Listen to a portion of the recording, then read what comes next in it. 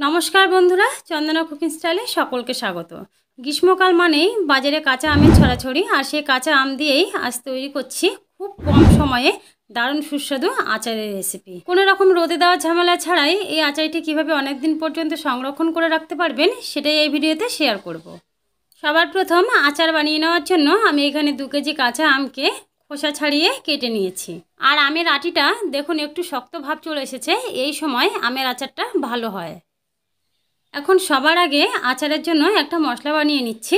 তার জন্য যে কড়াইয়ের মধ্যে আমি আচারটা তৈরি করব সেই কড়াইয়ের মধ্যেই আগে 2টো শুকনো লঙ্কা, 1 চামচ গোটা ধনে, 1 চামচ মৌরি আর 1/2 চামচ গোটা জিরে দিয়ে দিলাম।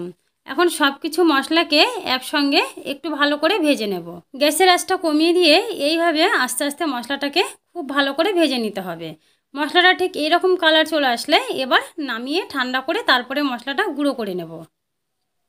এবার কড়াইয়ের মধ্যে দিয়ে দিচ্ছি 1 টেবিল চামচ সরষের তেল। এবার এই তেলের মধ্যে দিয়ে দিচ্ছি 1/2 চামচ 5 ফোড়ন। তেল ছাড়াও এই আচারটা বানিয়ে নেওয়া যেতে পারে, তবে তেলের মধ্যে সামান্য একটু 5 ফোড়ন দিলে 5 ফোড়নের ফ্লেভারটা আচারের মধ্যে ভালো আসে।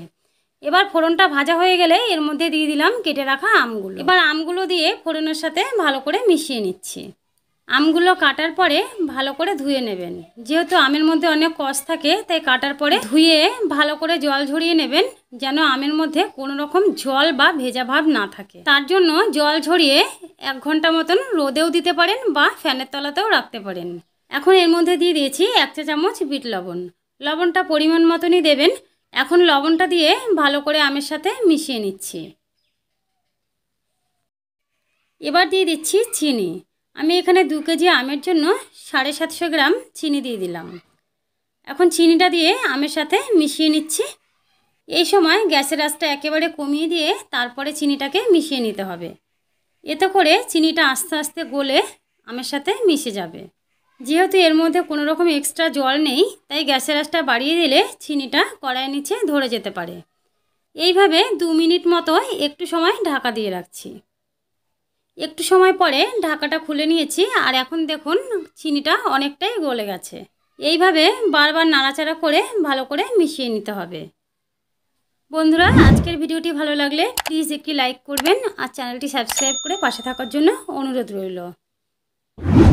চিনিটা যখন খুব ভালো করে গলে গেছে তখন এর মধ্যে দিয়ে দিচ্ছি সামান্য একটু হলুদ গুঁড়ো আর দিচ্ছি 1/2 চামচ লঙ্কার গুঁড়ো। আচারের মধ্যে কতটা ঝাল রাখবেন সেটা বুঝেই লঙ্কার গুঁড়োটা দেবেন। আর এই হলুদ আর লঙ্কার গুঁড়োটা দিলে আচারের মধ্যে সুন্দর একটা কালার আসবে। এইভাবে বারবার নাড়াচাড়া করে কিছুক্ষণ রান্না করলে আমগুলো খুব ভালো করে সেদ্ধ হয়ে যাবে। এবার প্রথমে যে ভাজা মশলাটা করে রেখেছিলাম সেই মশলাটা ঠান্ডা হয়ে গেছে, এখন গুঁড়ো করে নিচ্ছি। বন্ধুরা, আচারের মধ্যে এই মশলাটাই হলো আসল। এই মশলাটা কম বা বেশি ভাজা হয়ে গেলে আচারের মধ্যে মশলার ফ্লেভারটা ভালো লাগবে না। মশলাটা ঠিক এইরকমভাবে গুঁড়ো করে নিয়েছি, এর থেকে বেশি আর গুঁড়ো করব না। আর এদিকে দেখুন আমগুলো খুব ভালো করে সেদ্ধ হয়ে গেছে, কিন্তু আমগুলো ভেঙে যাবে না। তারপরে এইভাবে একটু 2 আঙুলের মধ্যে নিয়ে দেখবেন, যখন আচারের মধ্যে এমন একটু চ্যাটচেটে ভাব চলে আসবে তখন বুঝবেন আমাদের আচারের ঘনত্বটা পারফেক্ট হয়ে গেছে। এবার এই সময় দিয়ে দিচ্ছি ভাজা মশলাটা।